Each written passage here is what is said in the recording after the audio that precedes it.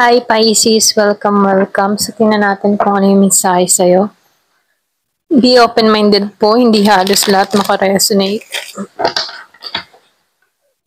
Thank you nga po pala sa mga nagsusubscribe, sa mga bumabalik. Maraming pong salamat. Give me the message for Pisces.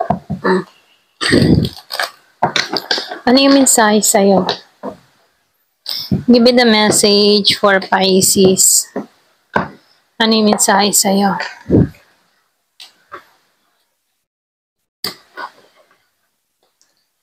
Lumalabas yung iba sa inyo, sobrang masipag kang tao.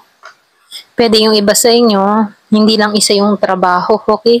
Meron kang extra job, mga ganyan Likas na masipag ka. So nakikitaan ko dito,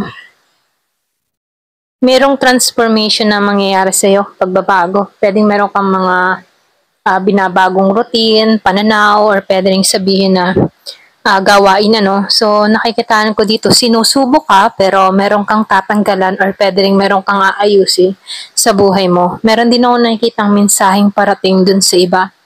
Pero ginagabayan ka dito. Pwede yung mensahe ay good news, pwedeng balita, or pwede rin pagkakakitaan. So lumalabas dito, meron ako nakikitang bagong simula na mangyayari.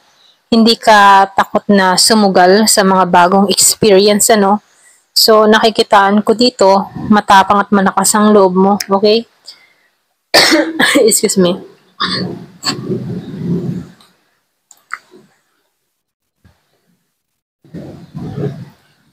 Dito, nakikitaan ko dito, merong renewal, bagong simula patungo sa'yo. So, meron din ako nakikitang ditong tao na may interest sa'yo. Kung meron kang kadiling din na Scorpio, Cancer, Pisces din tulad mo.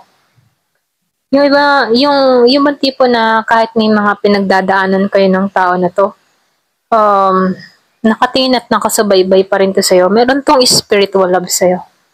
Kumaga, andun yung pagmamahal, pag-aaruga ng tao na to sa'yo. So, pwedeng yung iba sa inyo na sa LDR situation, malayo sa bawat isa, pero itong tao na to, concerned sa'yo.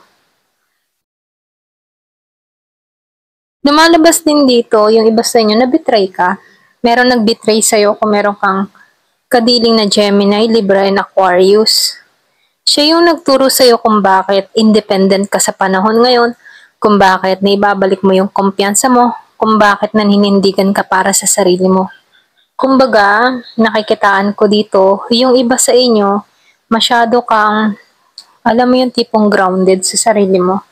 Kasi dahil sa mga betrayal na naranasan mo, pwedeng nakaranas ka ng betrayal sa mga kapatid, asawa, boyfriend, girlfriend, or pwede rin sa katrabaho, kaibigan, mga ganun Or maging sa mga kapitbahay mo. So, lumalabas din dito, ito yung nagbigay ng chaos sa buhay mo.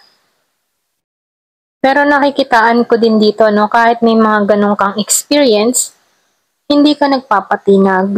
Lumalabas din dito na malakas at matapang ka. Kaya mong solusyonan itong mga dumarating sa problema mo, lumalabas talaga dito na palaban ka. Yung mga tipong kahit may dumarating na unos, problema sa buhay mo, ang energy mo dito, kaya ko to. Ayan. Lumalabas din dito, yung iba sa inyo, meron kasi ako nakikitang devil energy, okay? Pwedeng yung iba sa inyo natutokso ka, or pwede rin merong gumugulo sa isipan mo, or pwede rin meron ditong involved na addiction, obsession, or pwede rin meron kang tao na ganito sa buhay mo, okay? So, takluban ko to, kasi baka tayo ay ma-restrict, So, lumalabas dito, na meron lang ditong very controlling, abusado. Pwedeng iba sa inyo, meron kang kadiling na abusado sa'yo, or pwedeng very controlling sa'yo. Ganun, So, lumalabas dito, meron akong nakikitang control. Kung meron kang kadiling na Capricorn, yung iba sa inyo, so dito, nakikitaan ko rin dito, meron akong nakikitang ex na magbabalik. Dun sa iba, kung meron kang kadiling na Pisces din, Scorpion, Cancer, magbabalik to sa'yo. Manunuyo muli, okay, magbabaka sakali na tanggapin mo siya rito, ayusin pa, pero ang pagbabalik ng tao nito ay mabuti na yung hangarin. Pure na, okay? Pure na yung hangarin niya, handa na siya sa'yo. Kaya lang, dito, lumalabas na nagpuput ka ng boundary, nagiging maingat ka sa sitwasyon mo or pwedeng sa action mo, okay? Nagiging kang maingat or pwede rin pinoprotektahan mo yung sarili mo dito. So, dito, lumalabas din dito, meron akong nakikitang collaboration dun sa iba.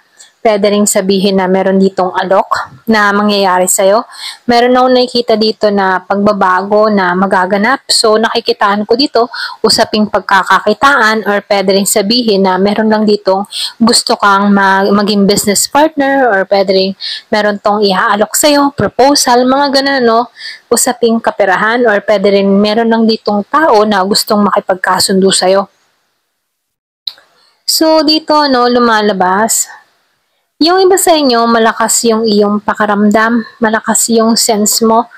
So, nakikitaan ko dito na masagana ka pagdating sa spiritual, ano. Pwede ring sabihin na malaking benepisyo yung malakas yung intuition mo kasi naiiwasan mo yung mga dapat iwasan. Kasi nakikitaan ko dito, yung iba sa inyo, marunong kang bumalansin ng sitwasyon, alam mo kung saan mo ilalaban ang sarili mo at alam mo kung kailan ka hihinto. So, lumalabas dito na sinusunod mo yung instinct or intuition mo rito at habang tumatagal, lalong lumalago yung iyong kaalaman, okay? Lalo-lalo na sa spiritual.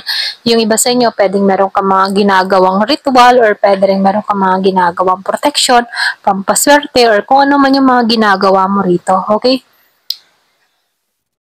So, tingnan pa natin dito, no? Kung ano yung advice sa'yo. Give me the message.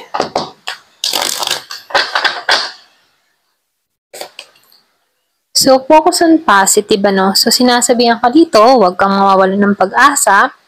Mag-focus ka sa positibo, kahit may mga maliliit, malalaking nangyayari sa'yo, ipagpasalamat mo yung mga blessing na nare-receive mo. So, embrace your divine purpose. So, meron itong destiny, merong calling. So, yung iba sa inyo, meron kang mission, okay? So, i-embrace mo to kung ano man yung tawag sa'yo, okay? Kung ano yung calling mo sa spiritual.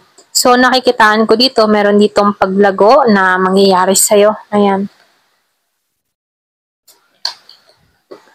So, release the past, ano? Ito na yung time for letting go. Kalimutan yung mga pinagdaanan, yung mga masasamang nakaraan. Ito na yung time for healing or maghilom sa iyong mga pinagdadaanan. So, ito yung parating na yung renewal, okay? At paglago mo rito. Ayan.